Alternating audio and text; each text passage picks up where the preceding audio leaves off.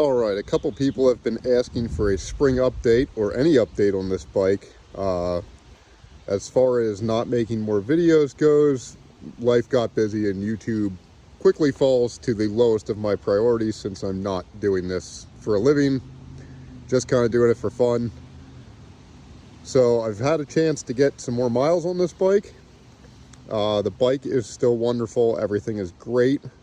The throttle lag is a little more noticeable the more I ride it. I do plan on putting an exhaust on it and having the ECM tuned probably by DNK Tune Works, but I'm trying to wait till the warranty is up next year before I mess with any of that, just in case anything would happen to the bike. I don't want them coming back with, hey, your warranty's void because you put an exhaust on and tuned it. So I've had absolutely zero issues with the bike. Everything has been going great. Probably my only other complaint is that you can't reset the service light when you change the oil yourself. You have to take it back to the dealer. My closest Triumph dealer is a good 30-40 minutes away, which is a nice ride, but also I gotta run out there instead of just being able to reset the light. It's kind of a bummer that they're not supporting you to do your own services a little bit more with a way to reset that. I did go ahead and add this SW Motec bag. A couple friends had SW Motec. No way am I sponsored, and they didn't provide anything. But I did decide to purchase this in their carrier. They do make a larger bag. This one's a little on the small side, but it does what I needed to do pretty well. And with these SW Motec bags, see if I can do this one-handed. You can literally pull a latch. You can take your bag off, take it in if you're going somewhere and you're worried about the bag being on the bike. They do also make a cool little number plate that snaps onto this carrier if you want to ride it without the bag. Probably my only gripe with this bag and mounting system is that it came with black hardware, so I have to get a couple stainless bolts for it to replace these black bolts, because the factory bolts for the passenger foot peg brackets on this bike are stainless, as you can see over here.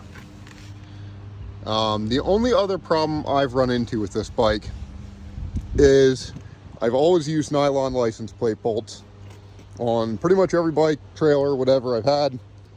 I did lose my license plate.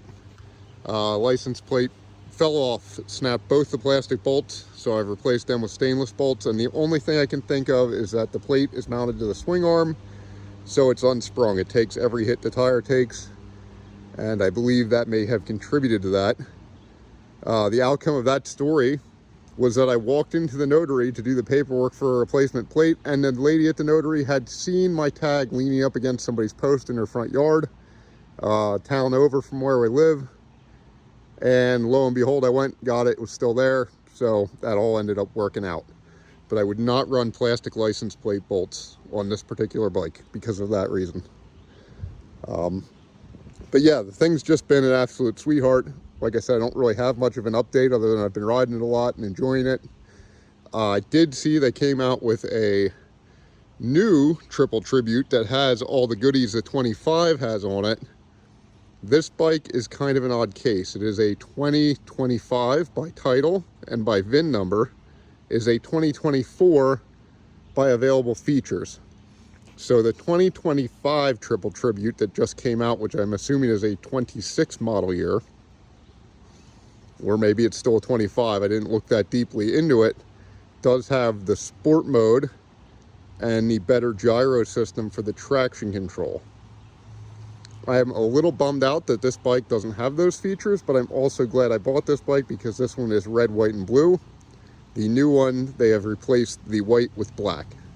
And that's just a personal preference. I like red, white, and blue motorcycles. It's actually what drew me in and sold me on this bike, is the color scheme. You know, I'm sure there's people that prefer the black one as well.